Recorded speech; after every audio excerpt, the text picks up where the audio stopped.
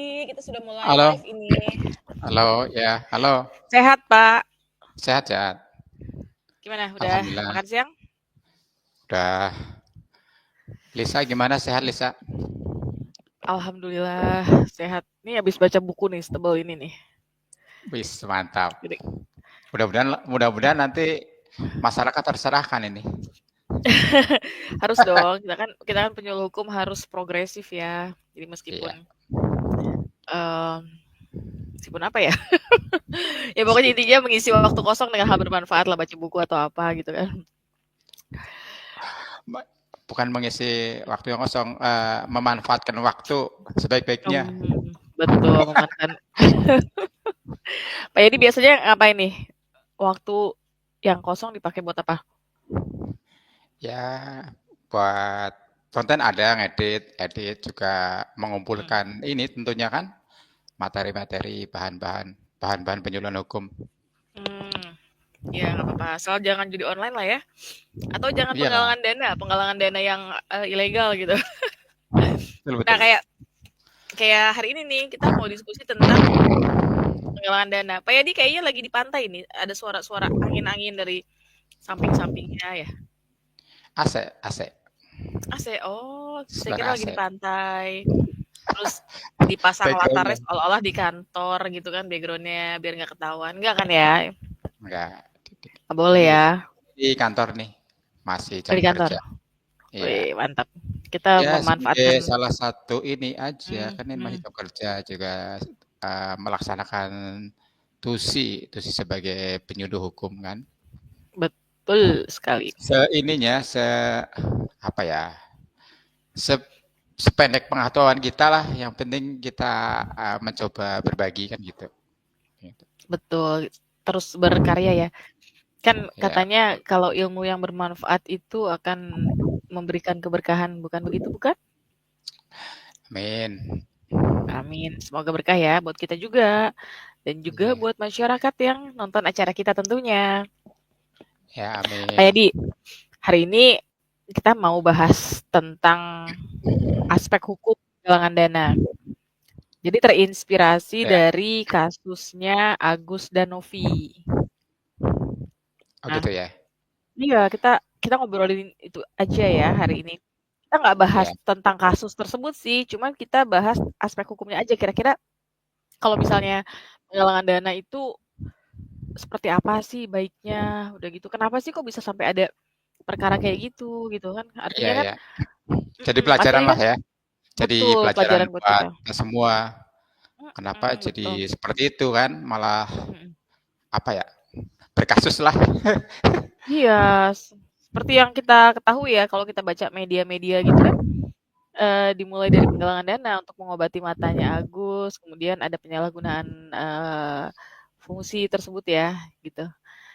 Iya Nah, betul. tapi mungkin selain kasus tersebut pernah terjadi kasus-kasus lainnya, misalnya kayak penggalangan dana ilegal dan lain Iya. sebagainya.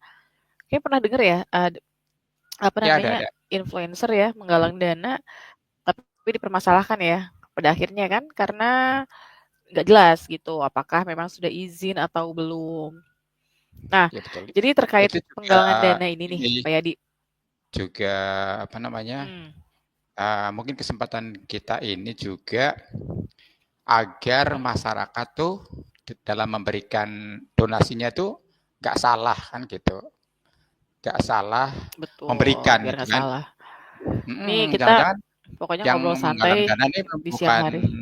legal apa, bukan legal atau nggak ada izin misalnya gitu. Kan Iya, masyarakat betul. jangan sampai salah gitu kan Hmm, memberikan. iya. Yang niatnya baik malah jadi ribet gitu ya karena ada masalah. Jadi sebenarnya nih Pak Yadi, eh kalau dalam konteks penggalangan dana, undang-undang yang masih relevan itu sebenarnya banyak gitu. Artinya kita bisa Iya, menjadikan undang-undang tersebut sebagai referensi atau dasar hukum bagi kita ketika kita ingin melakukan aktivitas penggalangan dana atau bagi yang mendapatkan dana dari hasil penggalangan tersebut. Tapi sebenarnya memang untuk kasus penggalangan dana, kita perlu membuat satu konsep terlebih dahulu ya, faktor pentingnya yang perlu dipertimbangkan. Misalnya tujuan penggalangan dana itu apa, bentuk penggalangan Iya. dananya itu bagaimana, kemudian penyelenggara penggalangan dana siapa, skalanya bagaimana, kemudian ada nggak sih dugaan-dugaan atau indikasi pelanggaran hukum gitu ketika kita melakukan itu. Nah itu kan perlu Ya, dipertimbangkan bisa. juga dan setuju ya. Nah tentu aja atas pertimbangan-pertimbangan tersebut itu juga ada aturannya. Itulah kenapa kita perlu mempertimbangkan dulu nih aturan-aturan yang masih berlaku di antaranya. Ini mungkin untuk lovely people juga ya, biar bisa sama-sama belajar sama kita gitu. Kalau misalnya memang nanti ada yang ditanyain, tulis aja di kolom komentar, nggak apa-apa. Nanti kita berdua akan coba untuk diskusikan, kita jawab ya. Nah, undang-undang Ya. saat ini yang masih relevan tentang penggalangan dana itu ada Undang-Undang Nomor 9 Tahun 1961, udah lama tuh ya, tentang pengumpulan uang atau barang. Undang-undang tadi itu mengatur secara umum mengenai pengumpulan uang atau barang, termasuk izin yang diperlukan, kemudian pelaporannya juga, dan penggunaan dana yang terkumpul. Ada juga peraturan pemerintah nomor 29 tahun 1980 tentang pelaksanaan pengumpulan sumbangan. Peraturan tadi itu yang peraturan pemerintah nomor 29 tahun 1980 tadi memberikan penjelasan lebih detail mengenai pelaksanaan Undang-Undang nomor 9 tahun 1961 termasuk persyaratan bagi pengumpul sumbangan, tata cara Iya. perizinan dan pengawasan. Ada juga Undang-Undang nomor 28 tahun 2007 tentang pengelolaan keuangan daerah. Nah, jadi gini Pak Yadi, jika Ya. penggalangan dana itu melibatkan pemerintah daerah, maka Undang-Undang nomor 28 tahun 2007 tadi perlu menjadi perhatian juga, terutama terkait dengan pengelolaan keuangan daerah tadi. Nah, terkait bencana nih, ada juga nih Undang-Undang nomor 24 tahun 2007 tentang penanggulangan bencana, Undang-Undang nomor 11 tahun 2009 tentang kesejahteraan sosial, Undang-Undang nomor 13 tahun 2011 tentang penanganan fakir miskin. Ada juga Permensos ya, Peraturan Menteri Ya. Sosial ya, nomor Mm-mm. 8 tahun 2021 tentang penyelenggaraan pengumpulan uang atau barang. Iya, betul. Undang-undang ya, undang-undang tadi itu yang di atas kita sebutin tadi dan juga ini tadi Permensos nomor 8 ya. Itu merupakan peraturan yang mengatur mengenai pengumpulan uang atau barang, penggalangan dana ya kita sebut di judul kita. Jadi memberikan pengaturan yang lebih komprehensif dan menyesuaikan dengan perkembangan zaman tentunya. Ya. Ya, ada juga loh keputusan menterinya, keputusan banyak aturannya sebenarnya banyak. Kita bisa merefer kepada aturan-aturan yang tadi sudah disebutin. Jadi Kalau kayak keputusan ini Menteri ya, Sosial bisa nggak gimana? kayak yang undang-undang yayasan, yayasan itu bisa, Ya, bisa nggak? bisa bisa bisa. Nah, jadi kalau misalnya penggalangan dananya dilakukan oleh yayasan itu kita bisa merefer kepada Undang-Undang Nomor 16 tahun 2001 tentang yayasan, Pak. Bisa bisa itu bisa. Bisa ya. Hmm. Bisa bisa bisa. Nanti ya itu semuanya saling keterkaitan. Makanya tadi saya bilang saya coba untuk apa ya? Memberikan penjelasan ya di awal bahwa dilihat dulu ini tujuan penggalangan dananya itu apa, bentuk penggalangan dananya, penyelenggara penggalangan dana, skala penggalangan dana, kemudian ada indikasi melanggar hukum nggak kayak gitu. Bahkan bisa itu loh Pak, kena pidana ya jika ada dugaan tindak pidana kayak penipuan, penggelapan, atau pencucian Hmm. uang dalam proses penggalangan dana. Jadi tergantung ini ya, tergantung Ya. sangat apa ya, sangat kompleks ya. Jadi tergantung pada fakta-fakta konkret dari setiap kasus. Nah, kira-kira nih Pak, dari aturan-aturan yang tadi disebutkan kan banyak banget ya, kompleks banget gitu ya. Iya. Kira-kira ada nggak nih, menurut Pak Yadi nih, Hmm. celah hukum yang dimanfaatkan sama pelaku-pelaku gitu dalam kasus-kasus penyalahgunaan penggalangan dana gitu. Saya nggak sebut satu kasus aja, Agus atau Unovi ya. Mungkin Iya, ya. kasus-kasus lainnya juga bisa menjadi satu pembahasan tersendiri ya. Tapi di sini intinya apa kira-kira celah hukum yang bisa dimanfaatkan oleh pelaku nih dalam kasus ini? Karena apa? Karena kita perlu ya tahu ini ya. Karena nanti pada akhirnya dari celah tersebut kan bisa menjadi satu masukan juga kan buat pemerintah agar hukum yang sudah baik ini bisa dibikin lebih baik lagi. Gimana nih Pak Yadi? Ya, jadi saya kira emang penggalangan dana ini kan hal yang bagus ya, hal yang Hmm. bagus.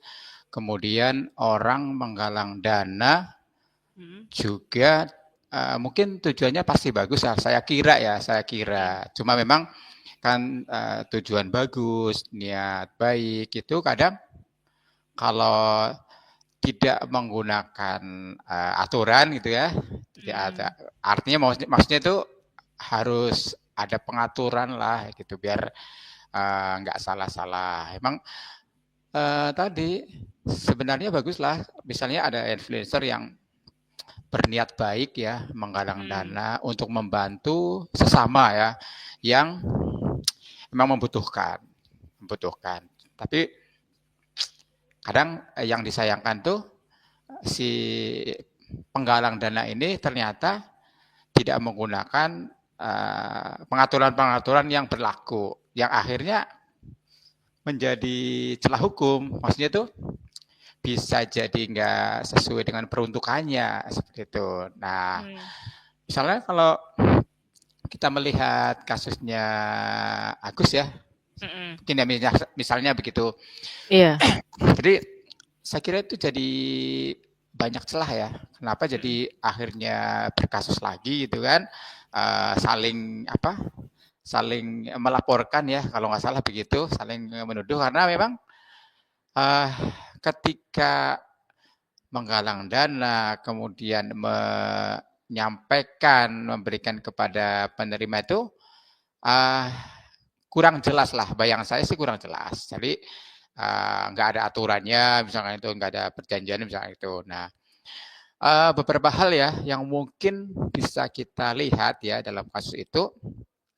Kalau kita baca melalui media itu ternyata dia itu masuk ke rekening langsung gitu ya, masuk ke rekening langsung sehingga Oh.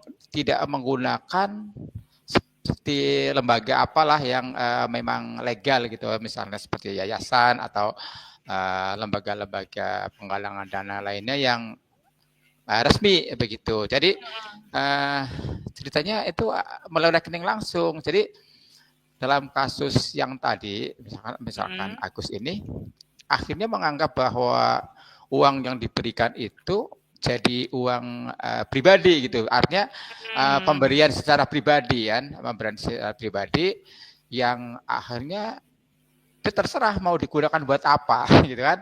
Terserah Hmm. digunakan buat apa. Padahal kan mungkin awalnya emang untuk tujuan tertentu. Kalau nggak salah untuk pengobatan ya, pengobatan. Hmm. Tapi karena cara, nah ini cara nih, cara menyampaikannya, memberikannya itu menggunakan rekening pribadi, terus kemudian tidak lewat yayasan, akhirnya dianggap ya kayak ditransfer biasa gitu dari saya Hmm. misalkan gitu kan, Hmm. akhirnya ya udah saya dipakai aja untuk apalah. Nah ini kan jadi pelajaran untuk kita semua ketika Iya menggalang betul. dana harus melalui jalur-jalur yang resmi, aturan-aturan resmi.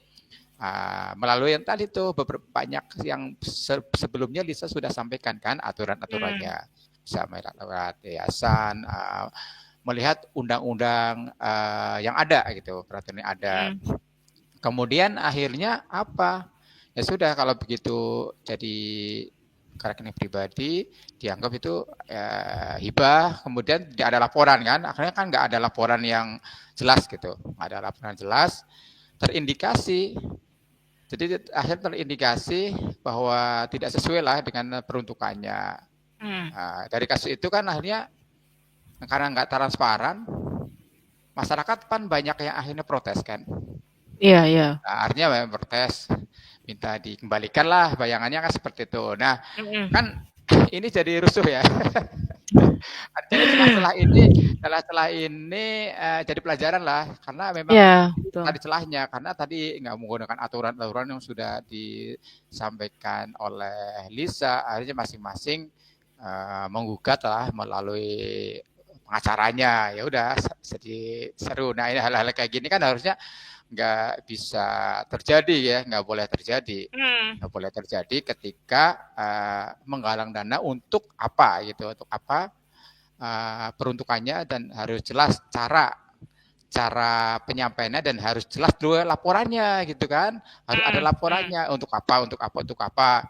Nggak hanya sekedar kasih terserah. Nah, akhirnya sih sudah kan, sama yang diberikan Hmm. ya terserah nih mau diapain. Ada yang ditransfer ke saudaranya misalnya gitu kan, bebas-bebas aja, Hmm. seolah-olah gitu bebas aja. Kemudian ada juga yang dipakai buat apa, macam-macam lah gitu. Hmm. Bukan untuk apa ya, kalau nggak salah ya, bukan untuk hanya Hmm. sekedar mengobati kan.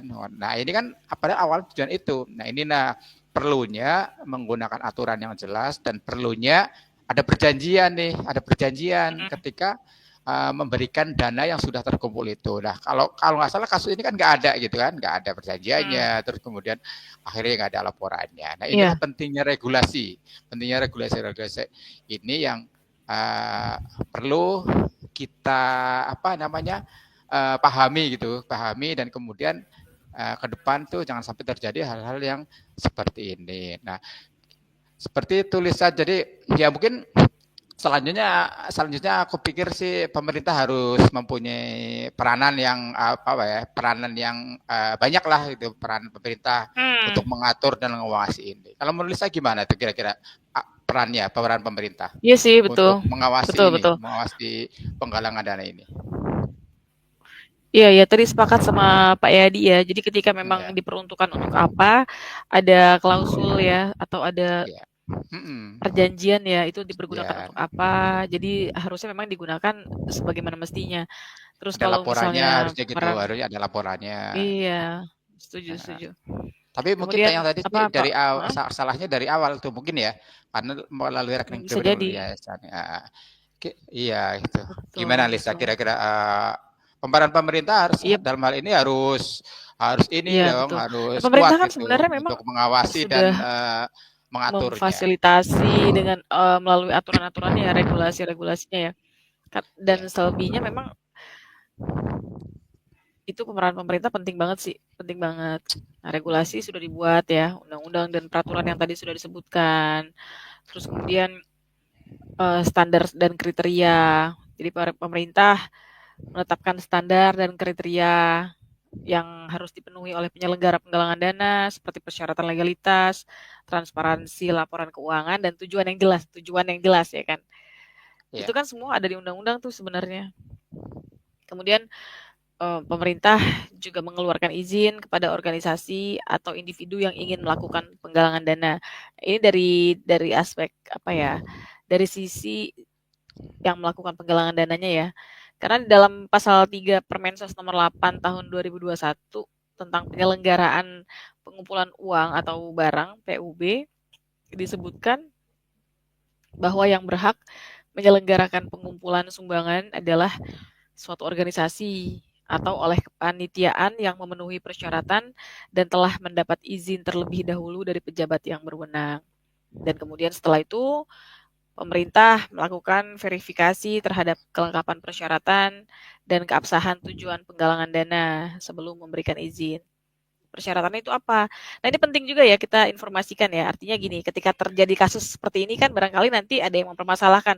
Itu penggalangan dananya resmi tidak, izinnya ada tidak kan gitu ya. Jadi nanti iya, di sini coba diinfokan bahwa pemerintah memang sudah memberikan aturannya, sudah ada aturan yang mengatur mengenai ini gitu.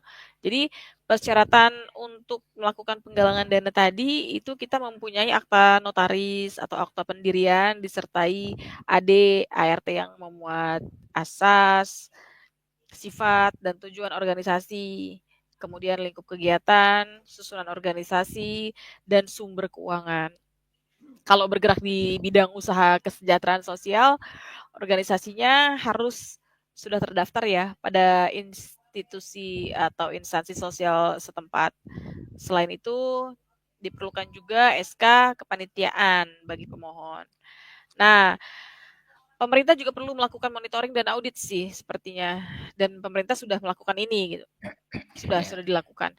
Pemerintah secara berkala melakukan monitoring terhadap kegiatan penggalangan dana yang telah mendapatkan izin ya. Kemudian pemerintah dapat melakukan audit terhadap laporan keuangan dan penggunaan dana yang terkumpul untuk memastikan sesuai dengan tujuan yang telah ditetapkan. Kalau misalnya ada sengketa terus gimana gitu kan? Ya kan? Udah resmi semua nih gitu. Udah legal gitu. Prosedurnya sudah betul. Kemudian ada sengketa. Apa yang bisa dilakukan ketika ada sengketa? Bisa dilakukan mediasi, bisa juga masuk ke ranah litigasi ya kalau terjadi pelanggaran hukum. Jadi para pihak atau pemerintah itu bisa mengambil tindakan hukum sesuai dengan peraturan yang berlaku. Pemerintah harus melakukan apa lagi selain itu? Tentu saja sosialisasi ya, edukasi atau penyuluhan hukum seperti yang sedang kita lakukan saat ini. Kita kan bagian dari pemerintah, kita coba mengedukasi masyarakat mengenai aspek hukum penggalangan dana.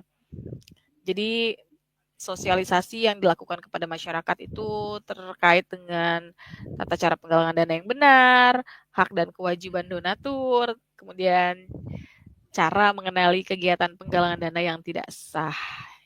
Kenapa pemerintah perlu melakukan itu? Ya kan? Kok ikut campur misalnya? Itu kan sudah merupakan ranah privat misalnya. Ada yang berpendapat seperti itu gitu kan. Misalnya gitu kan. Karena untuk mencegah penipuan, meningkatkan transparansi, kemudian bisa Ya. juga untuk mendorong pertumbuhan ekonomi ya kan. Kalau itu memberikan dampak positif Ya, bagi betul. masyarakat dan perekonomian kenapa enggak gitu kan. Tapi nggak semuanya sebenarnya memerlukan izin. Ada memang penyelenggaraan penggalangan dana yang tidak memerlukan izin. Contohnya apa? Zakat, ya, pengumpulan di dalam tempat peribadatan, kemudian keadaan darurat di lingkungan yang terbatas, misalnya di komunitas ada keadaan darurat, kemudian patungan gitu kan. Hmm. Nah, iya dalam dalam pertemuan terbatas yang bersifat spontan, gotong royong di lingkungan terbatas di sekolah, kantor, patungan yuk kita bikin apa misalnya, kita menggalang Tapi dana mungkin gitu, harus bikin ada laporannya ya mungkin ya.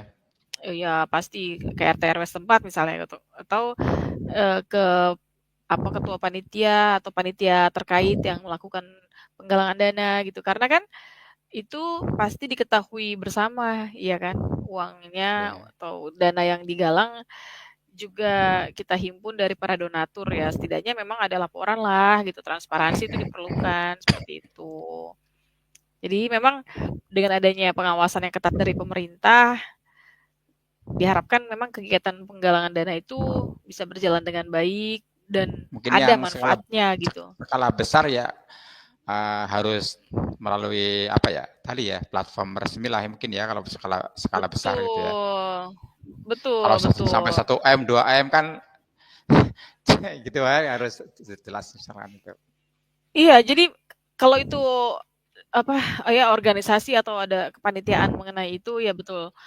eh Harus ada izin sih memang. Kecuali yang tadi itu yang apa tentang zakat kemudian di tempat ibadah gitu atau dalam Hmm. pertemuan terbatas yang spontan. Kalau dalam skala besar misalnya untuk penggalangan dana buat sekolah, penggalangan dana buat keperluan apa misalnya? Penggalangan dana buat apa nih yang bisa kita untuk pendidikan ya kan, pendidikan, kesehatan misalnya. Ya perlu izin sih sebenarnya apalagi sudah lingkupnya nasional ya, penggalangan dana yang Ya, lingkupnya nasional gitu. pasti akan Perlu jumlahnya jadi izin. besar kan ya nanti. Iya betul betul. Ya kayak gitu sih Pak. Kemudian Hmm. perlu juga nih, artinya kan terkait dengan perizinan tadi kan. Nah sebenarnya gimana sih caranya gitu untuk ngebedain antara penggalangan dana yang sah sama yang melanggar hukum gitu. Karena kan masyarakat juga pastinya kalau mau ngasih gitu kan berdasarkan kasihan ya gitu kan nggak sempat juga ngelihat ini sah nggak ya gitu ini melanggar hukum nggak ya gitu jadi hanya berdasarkan insting aja sih sama emosional donatur ya, emosi, kayak gitu sih. Gimana nih Pak, menurut Pak Yadi itu untuk ngebedain Hmm, antara penggalangan dana yang sah dan yang melanggar hukum? gitu ya. Kira-kira gimana? Ya, oke, oke, oke. Mungkin sudah banyak disinggung ya sama Lisa tadi ya, beberapa hal ya, misalnya kayak tujuannya, buat apa gitu kan.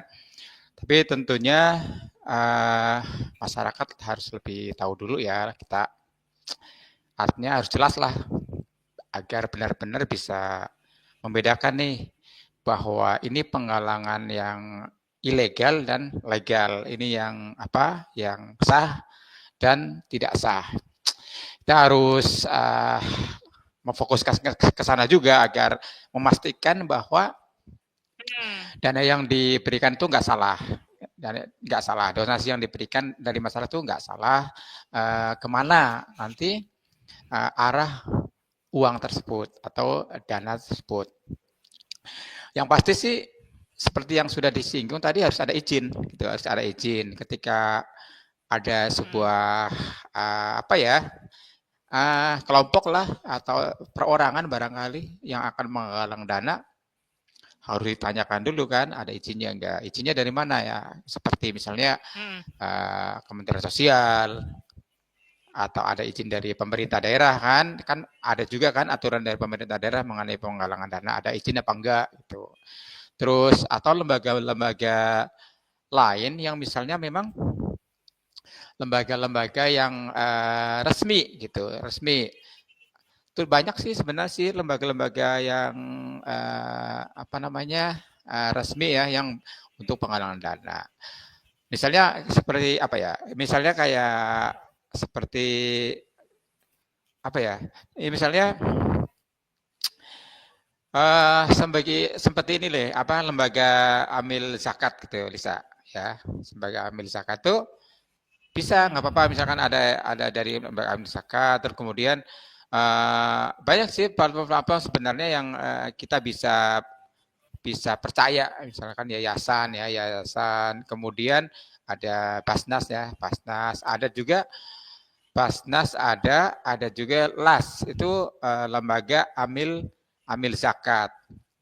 Terus beberapa beberapa yang resmi ya sebenarnya banyak sih, yang penting itu udah diawasin OJK ya, bisa bisa kita lihat juga di halaman OJK ya yang kita tahu tuh, misalnya kayak pernah kita dengar ACT kan ya, aksi cepat tanggap, itu termasuk lembaga resmi juga itu, tapi artinya kalau sudah udah punya izin, itu udah punya izin. Ada misalnya ada rumah yatim, tapi harus jelas sih, misalnya kayak rumah yatim, itu yayasan-yayasan dipastikan bahwa itu masih berlaku ya izin-izinnya seperti itu. Nah, ya seperti itu misalnya, terus kemudian apa ya? Intinya sih bahwa ketika kita akan memberikan donasi harus izin, harus lembaga-lembaga yang tadi yang sudah terdaftar di OJK, OJK atau lembaga yang resmi, misalnya terdaftar di lembaga Kementerian Sosial ataupun di pemerintah daerah. Terus kemudian harus tahu juga nih rekeningnya, dilihat lah rekeningnya ya, untuk membedakan nih rekening. Rekeningnya tuh harus juga rekening lembaga gitu, jangan membedakannya nih, jangan yang rekening misalnya rekening pribadi, jangan mau, artinya itu yang membedakan dari rekeningnya bukan rekening pribadi ya. Kalau rekening pribadi ini kemungkinan sih nggak sah lah ya seperti itu. Jadi jangan mau, harus yang rekening resmi, nama rekening yayasannya atau nama rekening lasnya atau apa nama ACT-nya, nama rekeningnya ya seperti itu. Jangan yang pribadi lah intinya gitu. Terus kemudian membedakan yang lain di mana? Nah, biasanya banyak informasi nih yang ini yang resmi nih, banyak informasi ditemukan di berita-berita resmi atau mungkin di TV, televisi kadang-kadang gitu. Cuma kalau yang nggak pernah kelihatan ya hati-hati, kan kita nggak pernah ngeliat di TV, nggak pernah ngeliat di media-media yang resmi gitu kan, lembaga ini hati-hatilah di ini apa Kalau bisa sih mungkin jangan gitu. Ini agar terhindar dari salah kita memberikan. Terus yang lain nih, yang lain misalnya penyelenggaranya nih, penyelenggaranya mempunyai apa ya, ya reputasi yang baik lah ya, reputasi yang baik, sudah dikenal publik. Kalau kita belum mengenal sama sekali ya, untuk reputasi penyelenggara ya mungkin nggak usah lah itu kan, ya biar nggak ini kan, nggak nggak salah memberikan. Terus rekening sudah ya, rekening harus ini, kemudian tadi izin terdaftar di OJK. Bedanya kalau yang nggak terdaftar berarti nggak, kalau nggak, bedanya itu Mas Salisa, yang Iya, iya. terdaftar izin dan tidak izin ya, tidak izin berarti Hmm. jangan. Bedanya seperti itu. Kemudian dari segi apa ya tadi tujuan harus jelas juga untuk apalah itu untuk. Nah, kalau misalnya tujuannya nggak jelas, apalagi kemungkinan fiktif ya nggak usah. Itu bedanya seperti itu. Kemudian yang lain bedanya barangkali ini terkait pengawasannya nih, pengawasan dari pemerintah misalnya gitu ya, pengawasannya pemerintah. Nah, ini yang sah tentunya yang resmi itu ada audit. Nah, diaudit oleh lembaga pemerintah, lembaga audit yang memastikan tujuan kemana.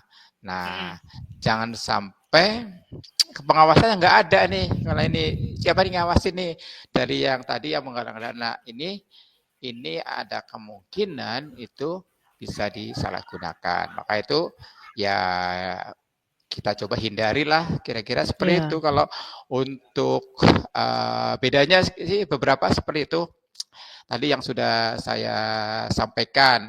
Nah, kemudian dari hal-hal yang saya sampaikan tentu intinya sih waspada ya, waspada apa namanya, bisa misalnya ada kampanye-kampanye yang terlalu berlebihan, terlalu dramatis lah, mungkin itu hati-hati juga kalau menurut saya gitu kan. Ada juga yang modelnya ya maaf ya, ada yang dibuat iklan sangat dramatis kan. Kita harus cek lah, meskipun sangat dramatis kondisinya, kita belum tentu itu benar misalkan gitu. Bukan berarti saya menuduh ya, tapi hati-hati juga, harus izinnya harus jelas. Kemudian apa ya? Ya pokoknya lembaga-lembaga itu seringlah kita lihat lah misalkan di internet atau di lembaga-lembaga yang resmi. Beberapa hal itu sih kita bisa membedakan kira-kira ilegal atau legal, yang sah atau yang resmi atau tidak resmi, beberapa hal tadi yang sudah saya sampaikan. Nah, tentunya harus berhati-hati ya ketika memberikan dana ya, karena sangat berpotensi nih bahwa penggalangan dana itu berpotensi kepada penipuan. Nah, karena menurut Lisa nih, apa nih kira-kira yang penggalangan dana, indikatornya nih penggalangan dana tapi itu berpotensi penipuan, biar masyarakat itu tahu. Kira-kira seperti apa bayangannya gitu?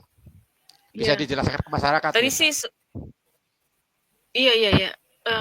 Tadi sih Pak Yadi sebenarnya sudah mengedukasi juga ya untuk hati-hati ya kan. Jadi memang kalau misalnya ada informasi yang nggak jelas gitu, perlu hati-hati ya Pak Yadi ya. Mungkin kalau Betul. tujuannya itu nggak spesifik, tujuan penggalangan dananya nggak jelas gitu ya, umum banget, untuk apaan sih gitu. Terus nggak ada rincian penggunaan dana, nggak ada informasi yang jelas mengenai bagaimana dana yang terkumpul itu akan digunakan. Terus kontaknya sulit dihubungi. Siapa nih yang bisa dihubungin untuk penggalangan dana ini gitu kan? Masa ada iklannya tapi kok gak bisa dihubungin gitu? Itu kan mencurigakan juga ya. Maksudnya perlu diwaspadai juga. Kontak Betul. harus ada ya. Iya. Terus tadi ya apa Pak Yadi juga sudah menjelaskan dramatis ya. Jadi pakai bahasa-bahasa yang emosional dan manipulatif. Jadi pesan yang disampaikan itu foto-foto yang sangat menyedihkan. iya. Ya maksudnya bukan nggak salah, tapi ya kan harus jelas itunya. Bikin kita yang baca itu merasa sangat Senyum. emosional terus berusaha Betul. berusaha untuk segera Ya. berdonasi gitu, jadi memanipulasi perasaan kita gitu. Jadi jangan terburu-buru, Betul, eee, betul. kita memberikan bantuan itu bagus banget. Cuman kalau kita terjebak dalam hal yang sifatnya menipu kan, rasanya miris ya kan, kita juga nggak ikhlas ya gitu kan. Nah Betul. jadi terus, kita juga memang perlu mewaspadai mengenai metode pembayarannya. Tadi sudah dibahas juga sih sebenarnya sama Pak Yadi ya, bahwa Hmm. pembayarannya ini kemana? Ke rekening pribadi kah? Ataukah ke platform donasi yang terpercaya? Kalau ke rekening pribadi itu apa dasarnya untuk kita bisa percaya seperti itu. Terus apa bukti kredibilitas si penggalang dana itu gimana? Ada izin resminya apa enggak? Kemudian ada laporan keuangannya enggak gitu. Misalnya laporan keuangan yang transparan mengenai penggunaan dana yang terkumpul gitu kan. Kan kita juga sebagai donatur ingin mengetahui ya, artinya kita sudah membantu, kita berharap yang kita bantu itu bisa diberikan sebagaimana mestinya, bisa kembali sehat misalnya untuk donasi mengenai penyakit gitu kan. Nah, Iya. otomatis kan itu bisa dimasukkan ke dalam laporan ya kan, laporan. Kemudian apa namanya situs web atau media sosial itu terlihat tidak profesional. Makanya hati-hati tentang yang tadi itu ya, dramatis gitu kan, emosional, terlalu memaksa, memainkan perasaan kita, memanipulasi. Jadi baiknya kayak gimana biar kita nggak kena penipuan? Lakukan penelitian, cari informasi sebanyak mungkin mengenai penyelenggara Ya. penggalangan dana dan tujuannya. Kemudian verifikasi informasi. Hubungi lembaga atau organisasi terkait. Untuk apa? Untuk memastikan bahwa penggalangan dana tersebut memang benar dilakukan. Periksa rekening bank. Pastikan rekening bank yang digunakan untuk menerima donasi adalah milik lembaga atau organisasi yang sah. Ya, gunakan platform donasi terpercaya. Donasi melalui platform donasi yang terpercaya dan memiliki reputasi baik.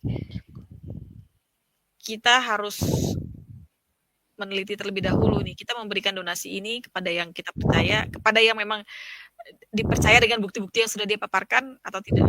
Kita bisa memfilter ya. Kemudian jangan terpengaruh emosi. Tetap rasional dan jangan terburu-buru dalam mengambil keputusan untuk memberikan donasi seperti itu. Pokoknya kalau misalnya kita ngelihat ada iklan penggalangan dana gitu kan yang mencurigakan, kita tegas, jangan ragu untuk menolak. Boleh juga kita melaporkan kepada pihak yang berwajib gitu agar bisa diantisipasi. Karena ketika memang tujuannya baik tapi ternyata proses dan hasilnya tidak baik kan gak enak juga ya Pak Yadi ya. Malah nanti Ya, betul. misalnya disalahgunakan gitu hasil pengumpulan dananya. Dan mungkin saat ini kita suka ya atau sering melihat tawaran-tawaran penggalangan dana yang dikirimkan melalui email atau di Instagram di Facebook tuh banyak tuh ya permohonan-permohonan penggalangan dana gitu kan. Jadinya memang perkembangan teknologi itu memudahkan juga tapi mempersulit pengawasannya juga untuk kegiatan penggalangan dana gitu kan. Saking itu memang luasnya gitu. Nah, menurut Pak Yadi nih Pak, bagaimana sih sebenarnya peran teknologi itu dalam memudahkan dan juga mempersulit pengawasan terhadap kegiatan penggalangan dana Pak? Ya. Lagi-lagi teknologi ya, apalagi sekarang kan sudah eranya memang era digital ya Lisa ya. Hampir semua itu terkait dengan teknologi.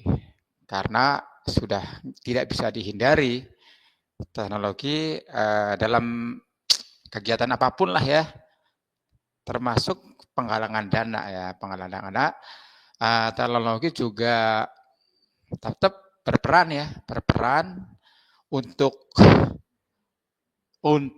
macam-macam lah. Karena memang penggalangan dana juga banyak juga yang melalui teknologi. Misalnya apa ya? Artinya ada nggak selalu cash gitu ya. Sekarang kan begitu kan, nggak selalu cash dalam. Halo Lisa, nggak selalu cash dalam pemberian dana itu. Lanjut ya Lisa, lanjut ya. Nah, beberapa hal nih, beberapa hal Iya, yang Pak. oke, beberapa hal yang manfaat teknologi saya kira sih, manfaat teknologi dalam penggalangan dana ini ketika memang dana itu sudah diserahkan. Kan masyarakat perlu tahu nih, dananya kemana nih, laporannya gimana gitu kan, gimana. Tentunya masyarakat juga nggak bisa selalu dapat kan laporannya langsung. Tapi teknologi ya tetap berperan dalam hal ini kan, ketika masyarakat sudah memberikan donasinya. Pertama, teknologi ini mempermudah pengawasan. Maksudnya itu melalui teknologi ini masyarakat bisa tahu gitu kan kemana anggarannya, kemana dananya yang diberikan, laporannya seperti apa, gitu kan, laporannya seperti apa. Kemudian itu ada beberapa aplikasi yang bisa memberikan itu, menyampaikan itu, gitu kan. Misalnya ada aplikasi namanya kitabisa.com. Nah, ini juga mungkin salah satu aplikasi yang bisa tahu nih kita melacak penggunaan dana tersebut kemana dana itu. Kemudian laporannya ada beberapa aplikasi juga menyediakan seperti itu. Nanti bisa kita cari melalui Google ya. Artinya ada beberapa aplikasi yang memudahkan kita tahu seperti itu untuk uang yang sudah kita donasikan ke uangnya. Terus teknologi ini juga berperan langsung ya ketika yayasan misalkan atau apa yang menggalang dana bisa langsung mempublikasikan hasilnya atau macam-macam ya, mempublikasikan, kemudian bukti penggunaan dana untuk apa, foto-fotonya, misalnya videonya. Nah, ini peran teknologi kan, pengenalan teknologi seperti itu. Nah, selanjutnya peran teknologi juga ada melalui pembayaran digital ya, digital. Macam-macam ya, bisa transfer bank atau kartu kredit. Sekarang sudah lebih banyak lagi kan, bisa memberikan melalui pembayaran digital. Banyak yang ada ShopeePay misalkan kan, GoPay itu bisa untuk kiris misalkan gitu kan, untuk memberikan pembayaran melalui digital. Kemudian peran teknologi yang lain adalah dengan masyarakat itu bisa melaporkan ya melalui teknologi, bisa melaporkan. Di sini ada yang dari OJK nih kalau nggak salah gitu ya, dari OJK ada namanya dari OJK apa ya namanya ya, ada dari OJK, jadi kita bisa melaporkan ada namanya SCF ya, dari OJK, semacam platform securities gitu kan. Ini masyarakat bisa melaporkan. Kemudian yang bikin agak rumit ya, istilah tadi kan Lisa sempat menyampaikan kan memudahkan, tapi juga yang merumitkan. Ini ada yang menggunakan tidak ada pakai identitas ya, ini kan jadi agak susah dilacak ya, lacak. Ini agak susah dilacak juga yang pakai anonim itu juga agak susah dilacak kalau melalui media digital. Kemudian yang lain-lain ya, misalnya yang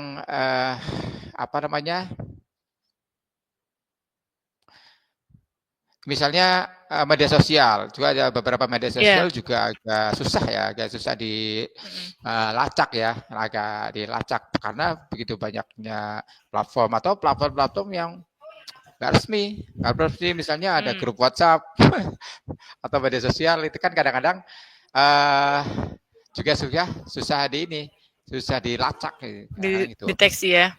Dideteksi betul, dideteksi. Hmm. Nah, hal-hal yang seperti ini kan uh, kadang yang tadi yang merumitkan kadang nggak ngikutin regulasi yang ada gitu kan, nggak Iya, ngikutin ya, betul. yang nasi ini kan jadi kelemahan di kalau di digital gitu kan, di digital. Nah, makanya uh, pemerintah perlu membuat nih regulasi yang lebih ketat lah, yang lebih ketat mengenai penggalangan yang melalui media digital atau Digital. dana digital. Banyak tuh yang melalui dana digital ini masyarakat perlu apa ya mengawasi dan membuat regulasinya. Karena mau nggak mau di dunia digital ini ya dana-dana tidak harus cash gitu kan, harus Iya, ya, cash betul. seperti itu agar ini juga mendidik ke masyarakat agar jangan sampai Hmm. nanti terjadi penipuan lah misalkan gitu kan, terjadi Iya, betul. penipuan seperti itu. Nah ada beberapa ini nih sebenarnya sih harusnya teknologi ini bisa dimanfaatkan dengan efektif ya, meskipun tadi ada sih ada beberapa kekurangannya. Iya. Makanya yang paling penting memang harus ada regulasi yang ketat, edukasi terhadap masyarakat gitu kan. Hmm. Terus kemudian harus ada saling kerjasama nih, kolaborasi misalnya dengan untuk terkait masalah-masalah inilah ya, misalkan ada yang mencurigakan atau macam-macam sih ini kerjasamanya sih ada dari pihak pemerintah, masyarakat, kemudian otoritas hukum terhadap hal-hal yang sekiranya mencurigakan. Siap. Nah, memang teknologi selalu mempunyai dua sisi ya. Jadi manfaatnya banyak, juga ada juga yang menyusahkan. Kadang-kadang kan Hmm. macam-macam nih, Hmm. bukan hanya di dunia penggalangan dana, di manfaatnya ada, tetap aja ada kekurangannya kan. Makanya regulasilah yang ini yang paling penting. Seperti itu sih. Makanya apa ya? Iya. Pemerintah perlu membuat regulasi nih agar tidak terjadi hal-hal yang seperti tadi Lisa yang sudah kita Iya. bahas, yang kita sampaikan kan, misalnya yang barusan beberapa hal yang saya sampaikan itu juga pemerintah beregulasi. Kemudian yang kasusnya Agus ya juga Hmm. harus membuat regulasi yang lebih ketat ya, yang lebih ketat. Nah, gimana kalau menurut Lisa nih regulasi seperti apa ya agar tidak terjadilah ya kasus-kasus Iya, yang iya, betul. selama ini ada gitu kan, yang selama ini ada tidak merugikan berbagai pihak gitu kan, berbagai Betul, pihak. betul. Kasus Agus kan hanya satu kasus ya, masih Iya, banyak iya. yang lain saya Ada kira sih lagi yang lain, kasus-kasus yang betul. lain, cuma nggak seviral Agus Agus misalkan dan seperti itu. dan Nah, Agus juga udah hampir selesai juga kasusnya kan. Sudah iya banyak ya, yang membantu dari kalangan advokat ya betul. terlibat Jadi ini. ke depan ya agar lebih baik lagi kan, kasus-kasus kayak gini nggak terlalu nggak banyak terjadi lah kira-kira seperti itu. Nah kalau Baik, Melisa baik. gimana nih pemerintah kira-kira apa Ya, regulasi yang lebih ketat lagi untuk biar nggak inilah nggak ya, terjadi siap. kasus-kasus yang seperti yang sudah kita bahas tadi. Betul, betul. Jadi karena ini penggalangan dana mengikuti era digital ya, Iya, otomatis kita harus punya regulasi yang memang kekinian ya, progresif gitu ya. Jadi untuk memperkuat regulasi yang ada dan mencegah terjadinya kasus penggalangan dana yang punya indikasi menipu gitu kan, kita memang perlu melakukan beberapa beberapa hal yang perlu kita pertimbangkan gitu. Saya mengawali dari tadi tentang teknologi ya, teknologi yang sudah dibahas oleh Pak Yadi ya. iya, Barangkali perlu diatur juga mungkin mengenai penggunaan teknologi blockchain misalnya untuk mencatat semua transaksi terkait penggalangan dana sehingga Hmm. dapat meningkatkan transparansi dan keamanan. Iya, Kemudian iya. sekarang kan zamannya AI ya, Iya, iya. kecerdasan buatan. Nah, barangkali Hmm. bisa memanfaatkan AI untuk mendeteksi pola penipuan tadi dalam penggalangan dana secara lebih cepat dan akurat gitu. Tapi ya memang dikontrol juga oleh manusianya ya, meskipun menggunakan AI. Kemudian apalagi misalnya peningkatan transparansi dan akuntabilitas. Wajib publikasi laporan keuangan misalnya. Semua Ya. penyelenggara penggalangan dana wajib mempublikasi laporan keuangan secara berkala dan transparan. Verifikasi independen. Laporan keuangan harus diverifikasi oleh auditor independen yang terakreditasi misalnya. Kemudian Hmm. platform pelaporan online. Menyediakan platform online yang mudah diakses oleh masyarakat untuk melaporkan dugaan pelanggaran atau penyimpangan ya dalam penggalangan dana gitu. Karena kalau misalnya laporan lewat surat gitu kan atau datang langsung itu akan bikin ribet sih sebenarnya ya. Kalau online kan Ya. itu kita cepet gitu dan mungkin pelaporannya akan lebih banyak lagi yang masuk gitu dan bisa di mana aja gitu kan, fleksibel. Jadi ada pelaporan online, bikin platform gitu ya yang gampang diakses oleh masyarakat. Kemudian ada Hmm. penguatan sanksi misalnya. Sanksi pidana, sanksi administratif gitu. Menetapkan sanksi pidana yang lebih berat bagi pelaku penipuan dalam penggalangan dana misalnya. Memberikan sanksi administratif yang tegas bagi penyelenggara penggalangan dana yang melanggar peraturan seperti pencabutan izin atau denda yang besar. Nggak cuma untuk yang melakukan penggalangan dananya, tapi yang menggunakan hasil dari penggalangan dana gitu. Apabila disalahgunakan, nah barangkali juga perlu diatur gitu. Bagaimana ketika hasilnya itu disalahgunakan, tujuannya tidak dilakukan gitu, ya kan? Kemudian sosialisasi yang intensif, kerjasama dengan LSM, ya kan, penguatan pengawasan. Jadi ketika dilakukan peningkatan pengawasan terhadap kegiatan penggalangan dana baik online maupun offline ya harapannya adalah pelanggaran-pelanggaran atau penyimpangan terhadap penggalangan dana itu bisa kurang ya atau bahkan nggak ada lagi gitu kan kayak Iya. gitu sih bahkan yang bisa kita lakukan ya. Terus kemudian apa pendidikan keuangan. Nah selain diedukasi tentang aspek hukum penggalangan dana atau tata caranya perlu juga sepertinya meningkatkan literasi keuangan masyarakat agar lebih cerdas dalam mengelola keuangan. Jadi nggak mudah tertipu gitu. Dan karena tadi yang kita bicarakan adalah tentang teknologi, di mana ada platform pelaporan online, pengawasan online, nah maka kita perlu kerjasama juga nih dengan platform digital. Terutama juga mengenai pembuatan regulasi ya, penyusunan regulasi yang jelas bagi platform digital yang memfasilitasi kegiatan penggalangan dana. Kemudian mewajibkan platform digital untuk melakukan verifikasi identitas bagi semua pengguna yang ingin melakukan penggalangan dana. Barangkali nih Pak Yadi, Hmm. kalau langkah-langkah yang tadi saya sebutkan di atas gitu, kayaknya idealis banget gitu ya. Cuma kan ditanya kan sama Pak Yadi, Iya. Lisa gimana sih caranya? Ya itu yang bisa saya sampaikan caranya mungkin seperti itu gitu. Barangkali dengan menerapkan langkah-langkah di atas, ya diharapkan bisa meningkatkan kepercayaan masyarakat terhadap Iya. kegiatan penggalangan dana dan meminimalisir adanya penipuan.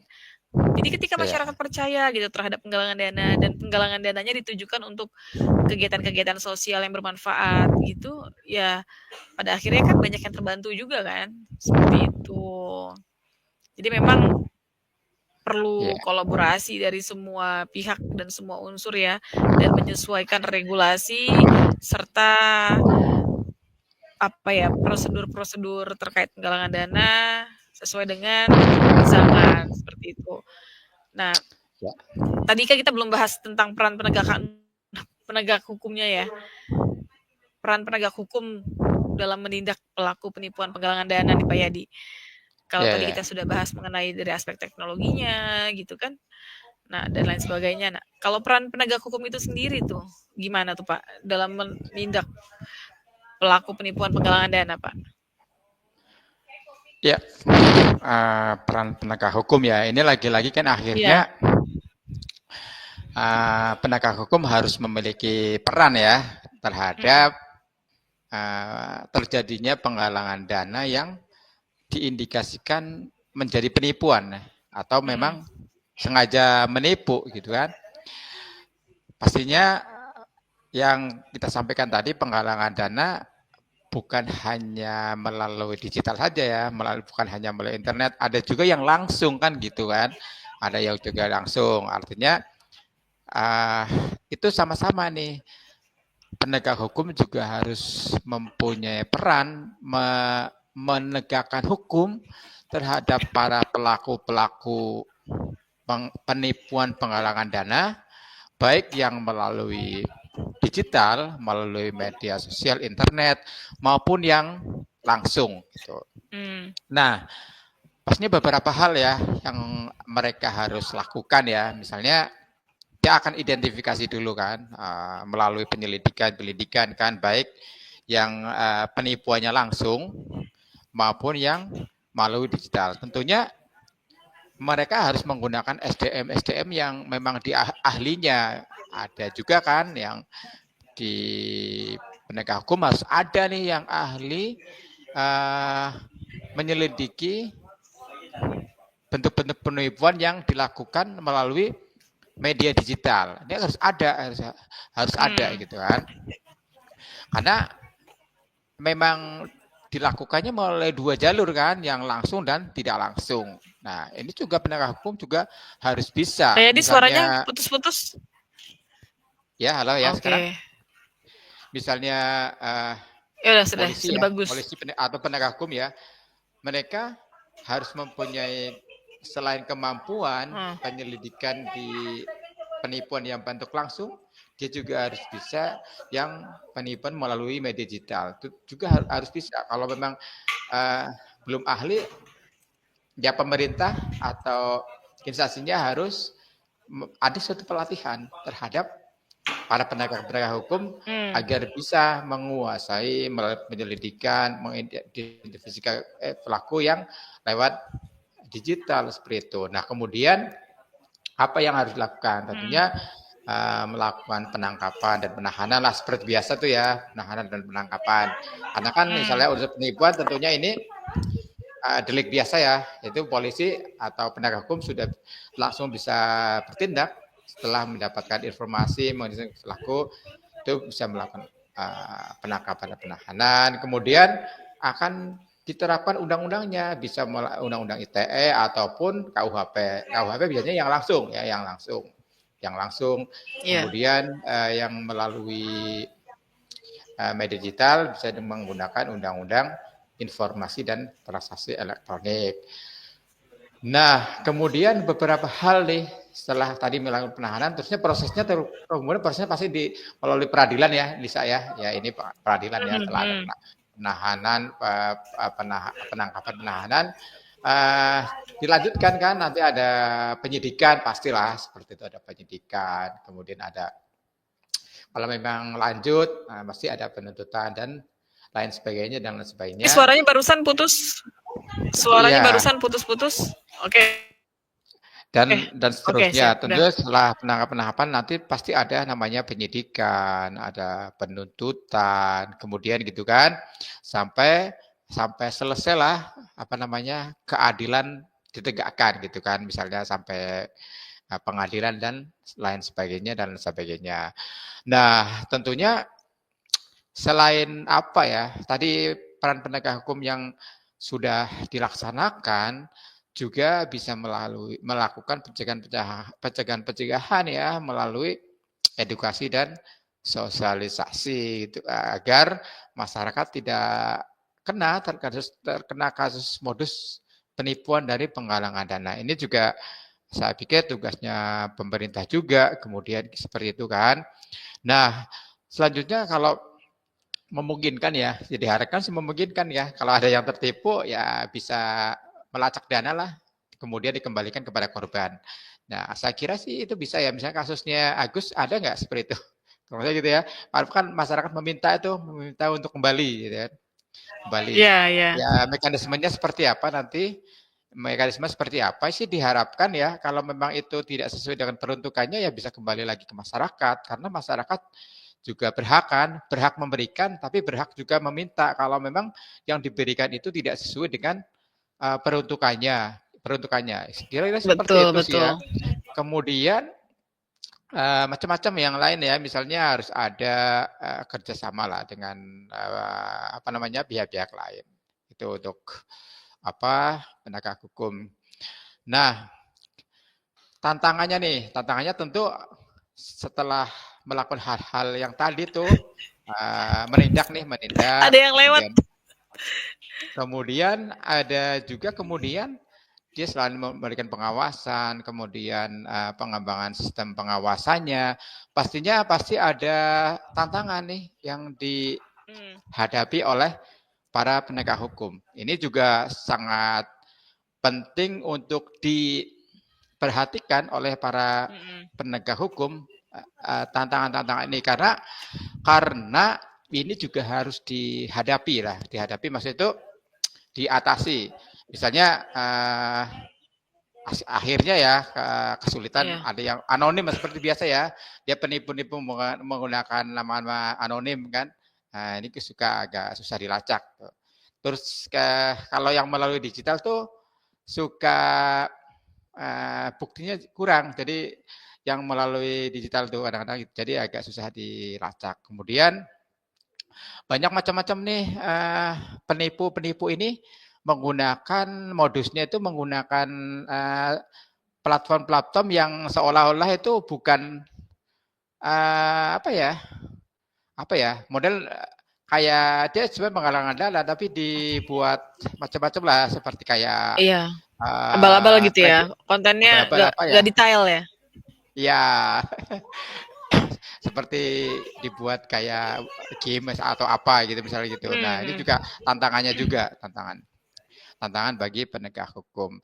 Tentunya kita sangat berharap ya kepada pemerintah ya para penegak hukum untuk meningkatkan sumber dayanya, baik yang sumber daya di bidang yang langsung gitu ya, langsung sudah biasa mungkin.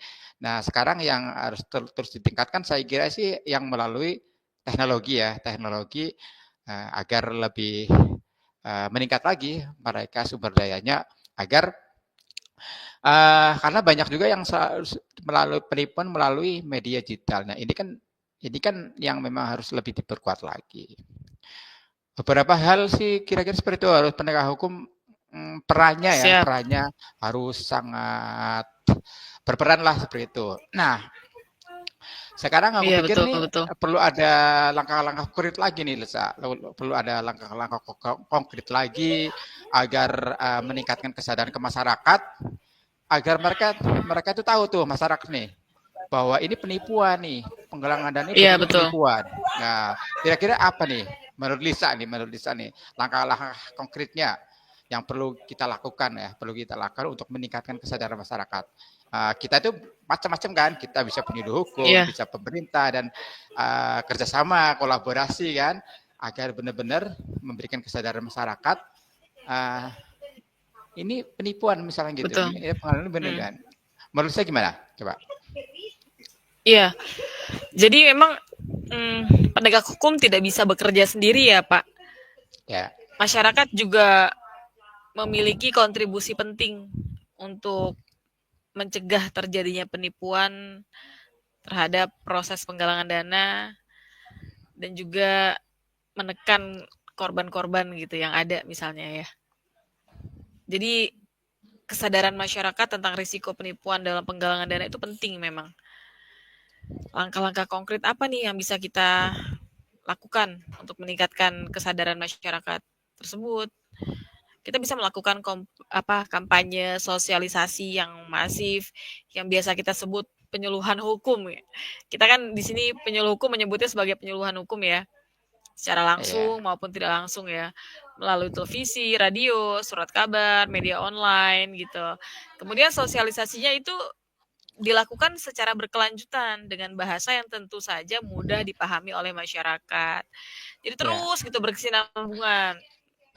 kita manfaatin juga nih platform media sosial, TikTok, Instagram, YouTube, dan acara-acara di sekolah misalnya, sosialisasi di berbagai komunitas, di sekolah, di tempat umum gitu. Perlu juga nih Pak, kita kerjasama dengan influencer atau selebriti. Ajak influencer atau selebriti untuk ikut serta dalam kampanye, sosialisasi dengan konten tentang aspek hukum penyelewengan penggalangan dana gitu misalnya ya, dengan harus konten bayar dong. Influencer susah nih. ya kita bilang lah nggak usah bayar deh bro gitu kan, ini kan untuk masyarakat gitu kan, sebagai peran sosial gitu kan, bisa lah bro gitu kan. Siapa tahu di sini ada influencer ya yang lihat ya, ayo kita kolaborasi Iya, gitu kan, kita bikin konten-konten yang menarik dan ya informatif betul, tentang penggalangan dana ya, bener nggak betul, cuma betul, penggalangan betul. dana tapi yang Untuk lain-lainnya juga, tapi materinya hukum gitu. Untuk apa? Untuk membentuk masyarakat yang sadar hukum. Kemudian betul kita tuh. juga, betul Semua kan, harus kita berperan perlu ya. kita juga bagiin cerita tentang kisah nyata korban penipuan penggalangan dana gitu untuk Iya, memberikan iya, efek iya. jera. Kita ceritain contohnya ini gini-gini. Mungkin oke nggak sebut nama, cuman misalnya kita berikan kisah nyatanya, atau mungkin kalau memang beritanya sudah viral di media sosial atau di koran ya, artinya kan bukan rahasia ya, sudah diketahui oleh umum. Kita tunjukin tuh di bahan paparan kita nih contoh nyatanya, cuplikan dari berita tersebut gitu tuh. Bisa juga sih, kita bikin infografis juga bisa, video animasi bisa, buku saku bisa. Banyak sih sebenarnya hal yang bisa kita lakukan untuk meningkatkan kesadaran hukum masyarakat. Kerjasama dengan lembaga pendidikan misalnya, kita masukin ke dalam kurikulum sekolah gitu kan, workshop atau pelatihan gitu. Atau kita kerja sama jurnal atau jurnalisme gitu kan. Ya kan, mendorong media untuk melakukan investigasi gitu terhadap kasus-kasus penggalangan dana yang mencurigakan gitu kan, kita kerjasama gitu misalnya ya gitulah. Terus kita memang perlu juga meyakinkan masyarakat gitu bahwa lapor lapor setiap kegiatan penggalangan dana yang mencurigakan kepada pihak yang berwajib, dan sarankan masyarakat untuk selalu melakukan verifikasi informasi sebelum memberikan donasi. Jadi dengan upaya-upaya yang kita lakukan, upaya-upaya yang terpadu, berkesinambungan ya, berkelanjutan, Ya. diharapkan kesadaran masyarakat tentang risiko penipuan dalam penggalangan dana itu bisa ya bagus lah angkanya ya, secara signifikan ya gitu kan, meningkat gitu kan. Jadi ini bagian dari kita pemerintah ya, khususnya kita penyuluh hukum, dalam membantu masyarakat, dalam melindungi masyarakat dari kerugian finansial akibat penyalahgunaan dari penggalangan dana itu sendiri. Seperti itu Pak Yadi. Iya, Kalau iya. tadi cara kita untuk meningkatkan kesadaran hukum masyarakat, dan cara masyarakat itu sendiri untuk meningkatkan kesadaran hukumnya gitu kan, perlu juga nih peran dari para ahli hukum, akademisi, dan juga komunitas-komunitas ya, dalam mengatasi masalah penyalahgunaan penggalangan dana nih Pak Yadi. Nah, giliran Pak Yadi nih, coba nih, gimana nih menurut pendapat Pak Yadi nih? Silakan Pak Yadi. Ya, ya, ya, ya. Makasih Lisa. Eh, obrolan kita kayaknya udah 1 jam Lisa. Gak Iya, kerasa kita ngobrol ngalor. Tapi kan satu, daripada satu jam ngegosip, ya. mendingan ngobrolin kayak gini, ya kan, beneran Iya, nggak? Ya kan, jadi betul, ini betul, betul. kita bikin ini gosip hukum ya. Ya Gosip kita udah hukum. sejam lebih. Iya, iya 1 jam bener-bener. lebih. Mungkin nih yang terakhir ya. Jadi Iya, iya, obrolan iya. kita mungkin akan kita sambung ya di lain waktu. Tapi Udah sejam nggak apa-apa lebih ya. nih. Waktu yang tersisa ini dari pertanyaan Lisa saya akan coba sampaikan ya. Kira-kira apa nih para peran-peran ahli hukum, akademisi maupun masyarakat terkait dengan masalah penggalangan dana ini. Pertama misalnya peran ahli hukum. Saya kira peran ahli hukum itu kan banyak ya Lisa ya, pakar hukum misalkan kan yang memang benar-benar ini kan namanya ahli ya, ahli hukum memang termasuk pengacara kan itu juga ahli hukum saya pikir ya. Ya nggak bisa. Nah, beberapa hal ya aku pikir yang harus dilakukan oleh para ahli hukum. Pertama ya menyusun dan merevisi regulasi yang ada gitu terhadap Oke guys, kasus-kasus Pak Yadi, terhadap Ya. Pak Yadi, sorry. Halo? Barusan nge-lag, bisa tolong diulangi Pak Yadi? Ya, barusan jaringannya sepertinya bermasalah dan dia berputar tiada henti gitu. Wajahnya Oke, Pak oke. Yadi tidak terlihat dan suaranya tidak terdengar. Nah, Ya, silakan Pak. boleh-boleh ya. Saya ulang sedikit ya. Jadi memang uh, harus sangat berperan sekali nih beberapa pihak ya, dari mulai ahli hukum, terus kemudian akademisi maupun masyarakat itu sendiri. Saya kira uh, ahli hukum itu termasuk advokat ya, pengacara itu juga, saya pikir itu juga termasuk ahli hukum. Nah, beberapa hal sih menurut saya yang harus mereka lakukan adalah menyusun kembali dan merevisi, mengusulkan ya revisi regulasi-regulasi yang ada dengan banyaknya kasus-kasus terbaru ya, maksudnya, dan harus disesuaikan juga dengan di masa era digital ini. Apa namanya, regulasi juga harus menyesuaikan terkait perkembangan zaman, apalagi banyak sekarang penggalangan dana yang melalui media digital. Regulasi ini harus disesuaikan. Ini peran ahli hukum yang pertama. Yang kedua, mendukung penegakan hukum.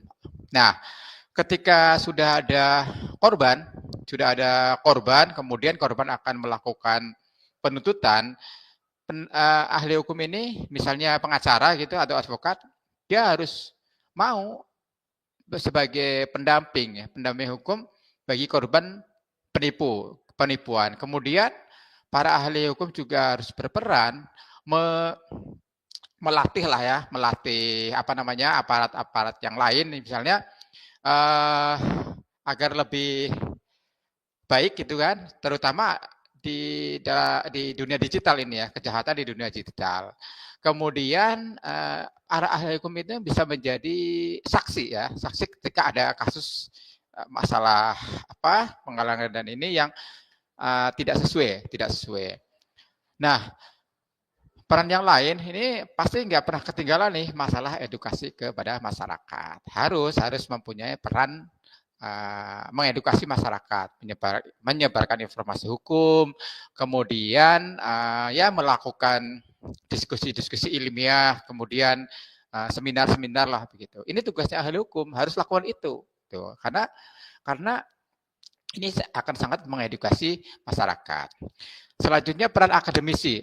Peran akademisi, misalnya dosen-dosen ya atau guru besar ini tentunya perannya agak sedikit berbeda dengan para penegak hukum, karena akademisi ini biasanya lebih ada penelitian ya, dia harus mempunyai tugas penelitian, melakukan penelitian terhadap perkembangan yang ada tentunya kan, penelitian terhadap perkembangan ada, penipuan yang model terbaru gitu kan, dia harus lakukan penipuan itu, terus kemudian macam-macam lah ya tentunya dalam penelitian. Apa melakukan penipuan? Penelitian mungkin maksudnya?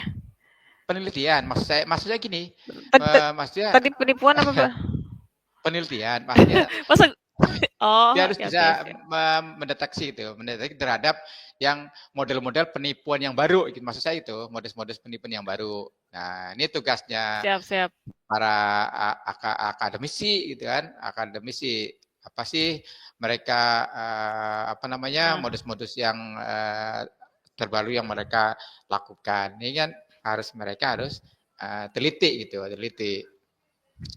Nah, kemudian bisa jadi kan, namanya akademisi harus punya, biasalah namanya akademisi kan semacam pedoman-pedoman lah, dia harus bisa juga membuat pedoman terkait apa ya, penggalangan dana lah, misalnya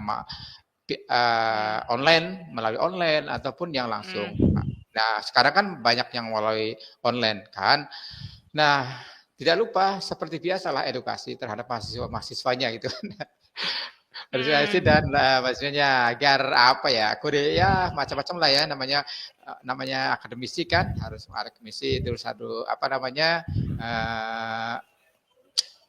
mengadakan diskusi publik, biasalah seperti itu, diskusi publik, terus kemudian bisa juga seminar, bisa juga para edukasi. Nah, terakhir nih, perannya masyarakat lah, masyarakat pasti pasti punya peranan sangat penting juga. Masyarakat, termasuk kita individu-individu nih, termasuk para LSM, komunitas-komunitas. Ya. Ini juga mempunyai peranan yang sangat penting. Pertama, misalnya dia bisa melakukan pengawasan dan pelaporan terhadap pemerintah terhadap hal-hal yang mencurigakan terkait dengan penghalangan yang mencurigakan. Kemudian sama dari juga mengedukasi dari yang memang masyarakat yang mempunyai kemampuan, jadi dia mempunyai tugas untuk memberikan edukasi kepada masyarakat yang lainnya kan, bisa melalui langsung maupun melalui media sosial atau lokakarya dan lain sebagainya. Terus, nah kemudian satu lagi nih, dari sekian itu tentunya bisa juga nih banyak kolaborasi yang bisa dilakukan lah ya antara masyarakat, kemudian akademisi juga bisa dilakukan dan lain sebagainya yang memang terkait, yang memang tujuannya untuk ini, untuk menghindarkan, meminimalisir gitu kan, bahwa penggalangan dana jangan sampai arahnya adalah penipuan lah. Kira-kira seperti itulah ya. Jadi penting lah mengedukasi kolaborasi dari berbagai macam pihak ya, agar istilahnya benar-benar penggalangan dana ini sesuai dengan aturan yang berlaku yang sudah ada. Bila perlu tadi beberapa hal kan perlu ditingkatkan lagi atau Pak Yadi putus-putus suaranya. Ya kira-kira seperti itu Lisa. Jadi peranan ahli hukum, akademisi, masyarakat sama-sama mempunyai peranan yang berbeda-beda, tetapi benar-benar memang diperlukan. Saya kira itu sih Lisa nih. Ya, kayaknya udah asar nih, kayaknya ini perlu closing. Udah azan ya. Udah lumayan juga nih. Iya betul. Nggak terasa ya. Gitu, obrolan kita sejam lebih loh, hampir 1,5 jam. Jadi memang peran dari semua pihak, dari para stakeholders itu berbeda-beda. Tapi ketika semua peran yang dijalankan pasti akan menghasilkan hal baik ya, sesuai dengan tujuan. Harapannya gitu. Baik Pak Yadi. Ya, senang banget hari ini kita bisa ngobrol bareng. Next kita ngobrol bareng lagi ya dengan tema yang berbeda tentunya. Iya. Ya kan? Siap. Oke. Ada closing statement nggak? Ada pesan apa nggak? Pesan nasi goreng 1, 2, 3. Pesannya sih Kalian bebek goreng ya kan? Pesannya ini aja sih kepada masyarakat agar lebih berhati-hati ketika akan mendonasikan. Jangan sampai tujuannya baik tapi ternyata nggak nyampe. Harus lebih teliti lagi terhadap penggalang dana. Dikhawatirkan bukan yang dari yang resmi lah, seperti itu kira-kira. Betul. Intinya sih harus berhati-hati. Jadi jangan langsung percaya begitu aja. Hati ya. Itu sih. Tuh. Baik, kurang lebih sama, berhati-hati dalam berdonasi. Dan untuk penggalang dana juga perlu mencermati aturan hukum yang berlaku ya, dan juga tidak melakukan penyimpangan-penyimpangan. Sekian dari kami, saya Lisa Noviana dengan kanal YouTube Lisa Nov Channel dan Sudaryadi Alkabumaini. Assalamualaikum warahmatullahi Sudaryadi Alkabumaini wabarakatuh. Terima kasih. Assalamualaikum warahmatullahi wabarakatuh. Gini. Sebentar. Sudaryadi Alkabumaini dengan YouTube channel SD Channel guys. Gitu. Udah. Ini kita kolaborasi udah Lisa yang udah menginformasikan ya. Oke. Baik, kalau gitu. Terima kasih. See you. Thank you Pak Yadi. Bye.